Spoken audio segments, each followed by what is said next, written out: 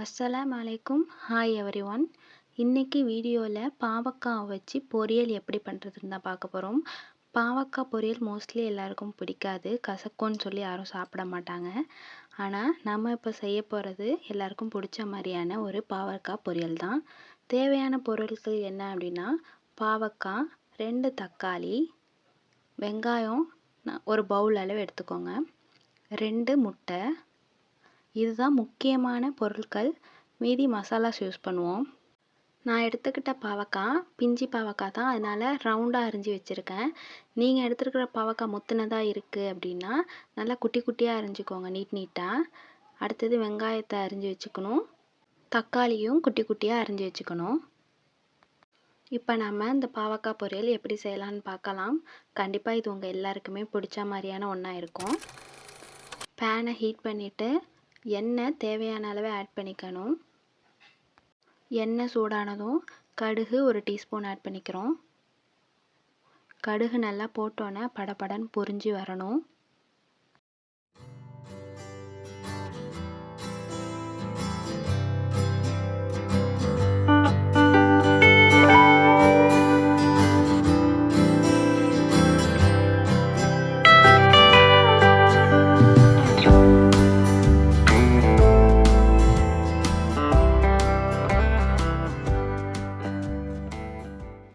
கடுகு நல்லா இது போல் பொரிஞ்சு வந்ததுக்கப்புறம் நம்ம அரிஞ்சு வச்சுருக்கிற வெங்காயத்தை போட்டு நல்லா வதக்கணும். இந்த பொரியலுக்கு டேஸ்ட்டே நம்ம நல்லா வதக்கிறதுல தான் இருக்குது. ஒரு பொருளை சேர்த்ததுக்கு அப்புறமும் நல்லா வதக்கி எடுக்கணும்.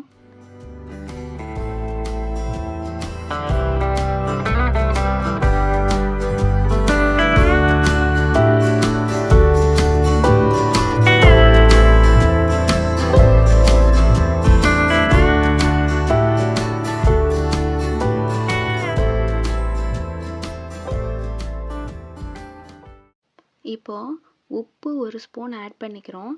உப்பு ஆட் பண்ணோம் அப்படின்னா வெங்காயம் இன்னும் சீக்கிரமாக நல்லா வதங்கி வந்துடும்.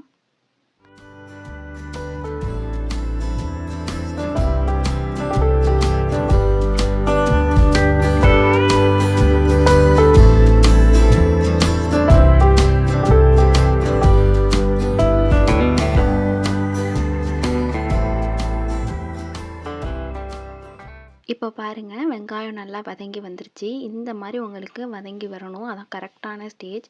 வதங்கி வந்ததுக்கு அப்புறமா நம்ம இதில் நம்ம கட் பண்ணி வச்சுருக்கிற தக்காளியும் சேர்த்து நல்லா வதக்கணும்.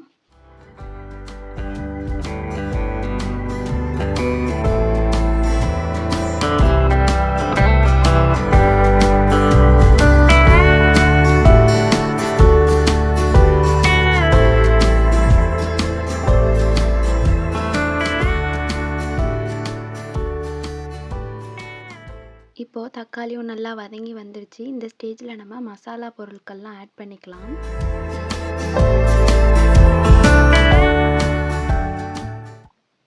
மிளகாய்த்தூள் 1 டீஸ்பூன், ஜீரகத்தூள் 1 டீஸ்பூன், பெருஞ்சீரகத்தூள் 1 டீஸ்பூன்,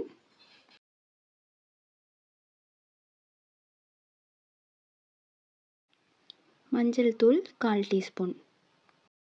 அவ்வளோதான், எல்லா மசாலாவும் ஆட் பண்ணியாச்சு. இப்போ இந்த பச்சை வாசனைலாம் போகிற வரைக்கும் நல்லா வதக்கணும். மசாலாவில் உள்ள பச்சை வாசனை போகிறதுக்கப்புறம் நம்ம அடுத்த ப்ராசஸ்க்கு போகலாம். நல்லா வதக்கியாச்சு. இந்த ஸ்டேஜில் கட் பண்ணி வச்சுருக்கிற பாவக்காவை இதில் ஆட் பண்ணி நல்லா பிரட்டி விட்டுக்கணும்.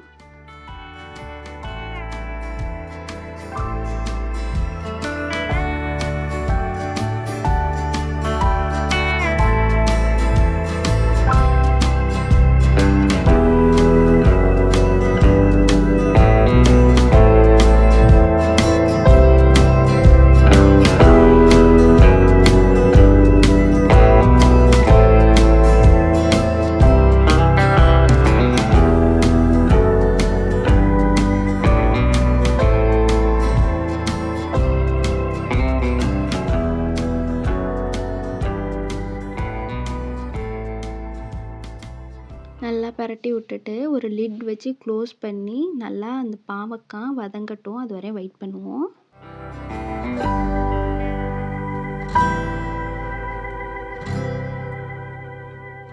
வாங்க இப்போ நம்ம எப்படி இருக்குன்னு திறந்து பார்க்கலாம்.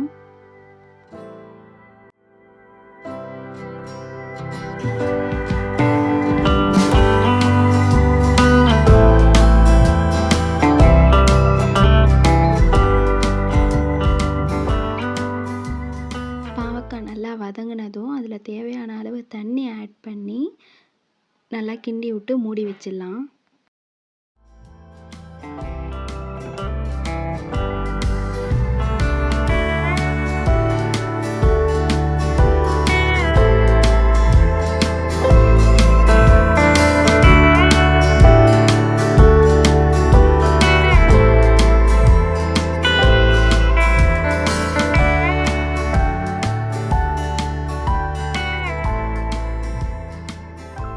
மூடி வச்சு வேகட்டும். அதுக்கப்புறம் இடையில இது மாதிரி திறந்து நல்லா கிண்டி விட்டு மூடி வைங்க, நல்லா வெந்து வர வரைக்கும்.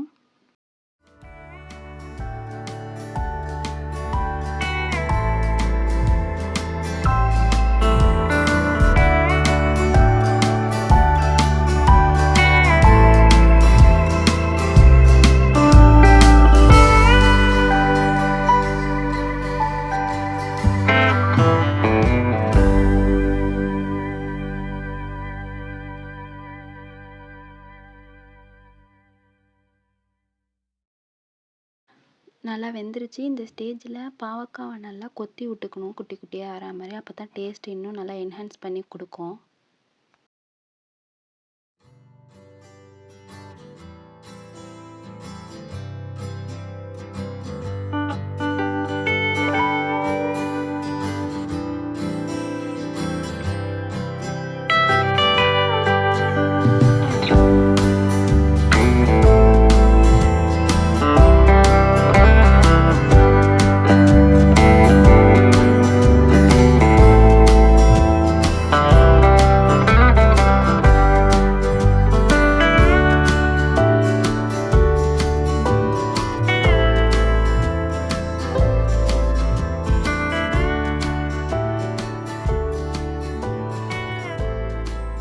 பாருங்கள், இந்த மாதிரி உங்களுக்கு நல்லா வெந்து வந்திருக்கணும். அப்போ தான் டேஸ்ட்டாக இருக்கும்.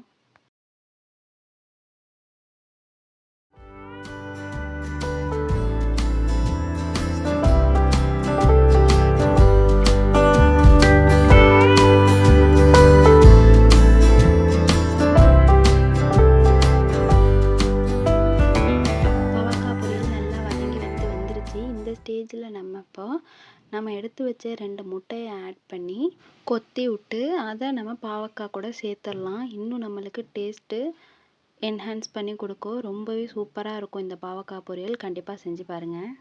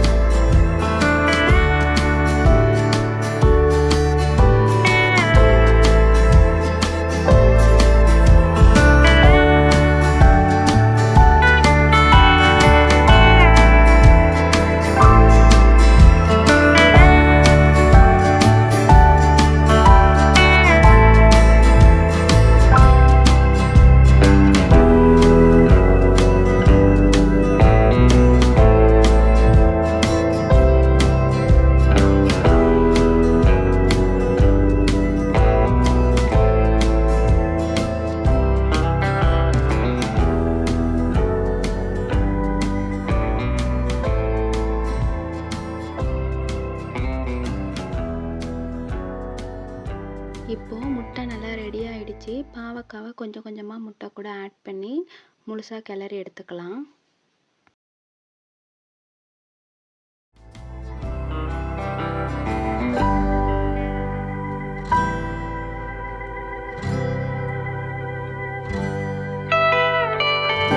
அவ்வளோதான், இப்போ நம்மளுக்கு டேஸ்டியான பாவக்காய் பொரியல் ரெடி ஆகிடுச்சு. வாங்க சர்வ் பண்ணிடலாம். பார்க்கவே எவ்வளோ சூப்பராக இருக்குது பாருங்கள். கண்டிப்பாக இதை நீங்கள் ட்ரை பண்ணி பாருங்கள். செம்ம டேஸ்டியாக இருக்கும். ட்ரை பண்ணிவிட்டு எப்படி இருந்துச்சுன்னு மறக்காமல் கமெண்ட்டில் சொல்லுங்கள். நம்ம சேனலை நீங்கள் இன்னும் சப்ஸ்கிரைப் பண்ணலை அப்படின்னா சப்ஸ்கிரைப் பண்ணிவிடுங்க, லைக் பண்ணிவிடுங்க. ஷேர் பண்ணிடுங்க. தேங்க்ஸ் ஃபார் வாட்சிங்.